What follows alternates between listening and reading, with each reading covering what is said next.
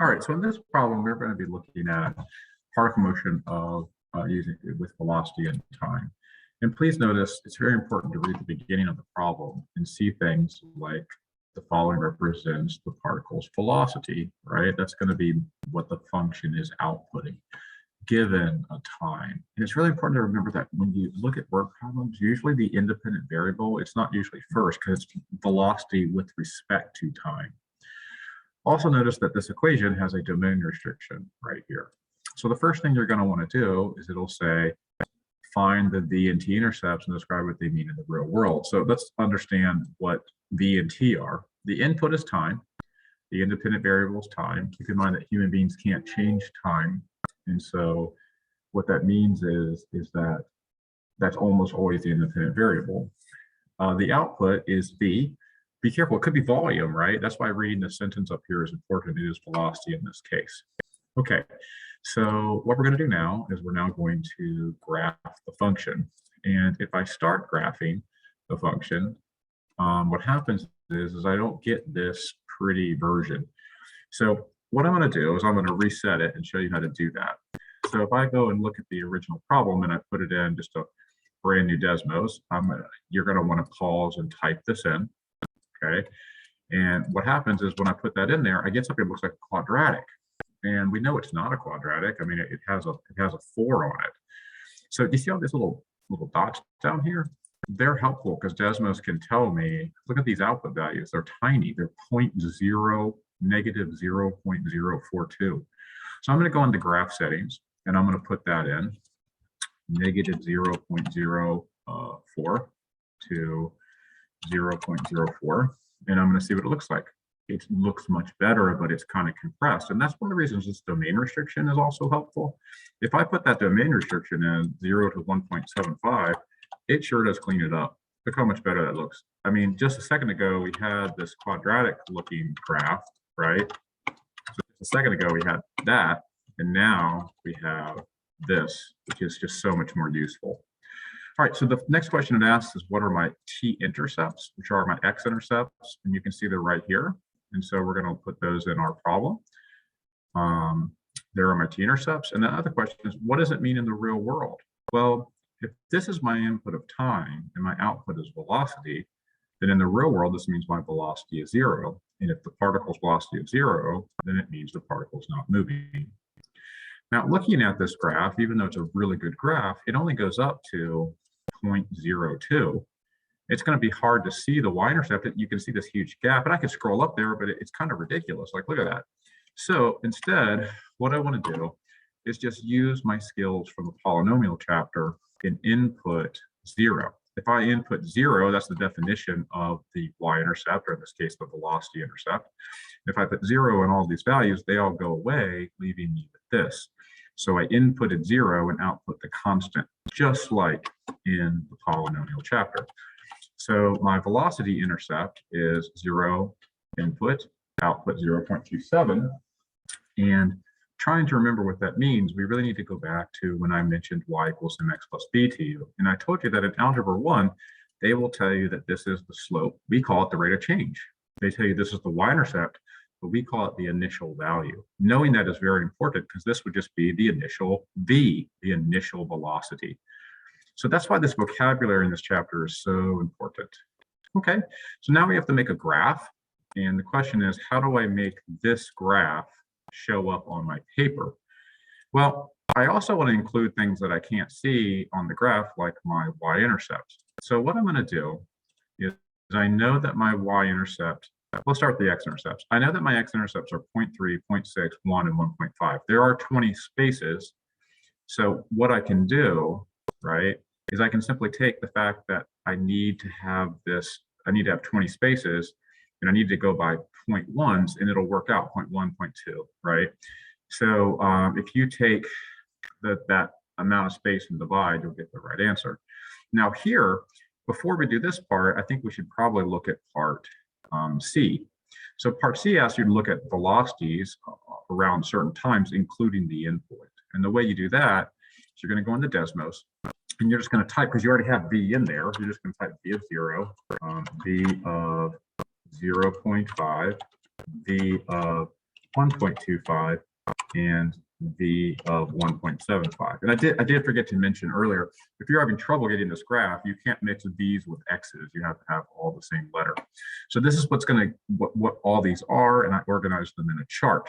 Now that chart is very helpful because it helps me understand where I'm going to graph on the y-axis, because I know my y-intercept is 0.27 and my final value is 0.3. So the way I do that is there are 10 spaces, right? So if I divide 10, right, and I divide the fact that I need to go to 0.3 by 10, I get that my scale will be 0.03. Over here, what I did, right, was I understood that I needed to get to 1.5. And so if I divided 1.5 by 20, I would get it's a little bit more, I don't know, the division thing can be really helpful. I don't know that I wanted to go by that. So I just went by 0.1 because I just did the math problem that 0.1, if I count, by 0.1s, I'll get to 2, and 2 is a reasonable thing. But if you really get stuck, you can just literally divide, and that's what I did here. So now what we can do is just graph those X and Y intercepts and my endpoint, and then we're almost ready to make a graph, but not quite yet. And we'll talk about what to do next in just a moment. So what I'm going to do is I'm going to come over here. These are in blue, so I'll put them in blue. Now I'm going to put a dot at 0.3, 0.6, and 1.0, and 1.5. And then my y-intercept, I'll do in green, just like it is in our notes. So that's at 0.27, so actually right there. And then the last output was 0.313. It's a little bit above the graph. So at 1.75 right in the middle here, we're going to do that. Just a little bit above it. Okay, so we're doing pretty good, but we're missing the mins and the maxes. We'll get there, don't worry. We'll come back and fill those in a moment. So the next thing we see next to the problem of, hey, what are the velocities, right? We see a question that almost looks the same. One says, right, what's the velocity? And then one says, what's the speed, right? The speed is not the same as the velocity. It's very easy to do, though. The speed is actually defined as the absolute value of velocity, which is a very useful thing for the absolute value. And all that does is make all the negatives positives. So very easy question, just someone needs to tell you that. And the way you write speed is you don't put an S. S actually means position in physics. I actually put the absolute value of velocity because people who know motion know that that means speed. Okay. So the next thing it asks for is hey, when is the particle positive or negative?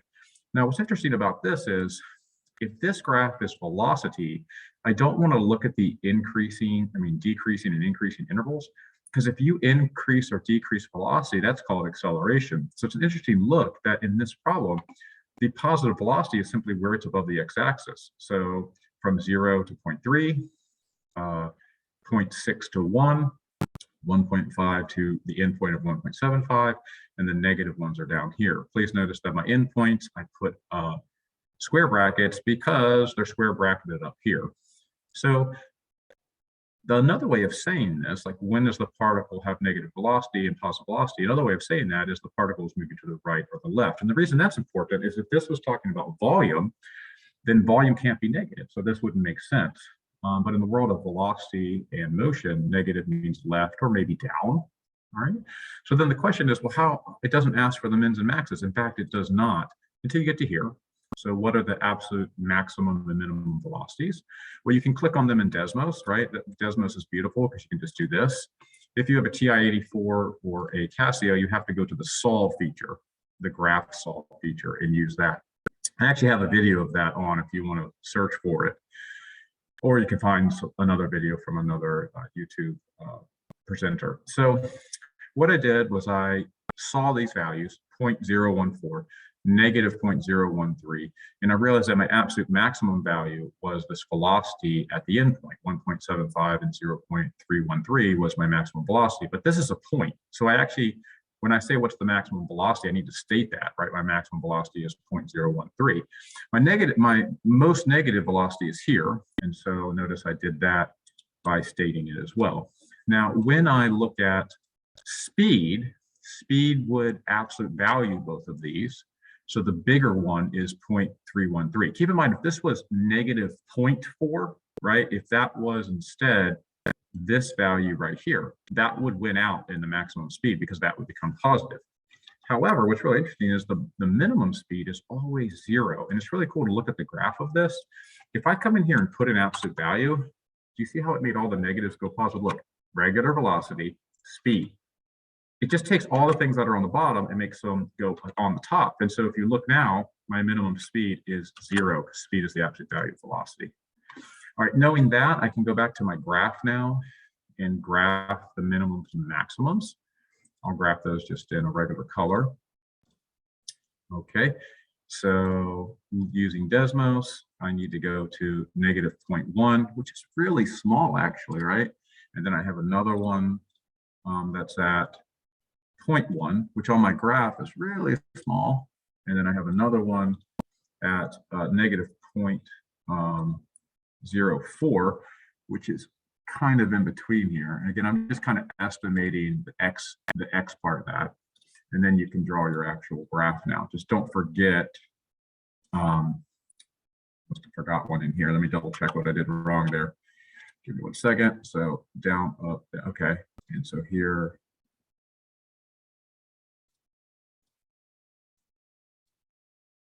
I didn't actually look at that x value very well. It's at 0.4, so I just need to move it over here. All right, well, you get the idea of how to do that.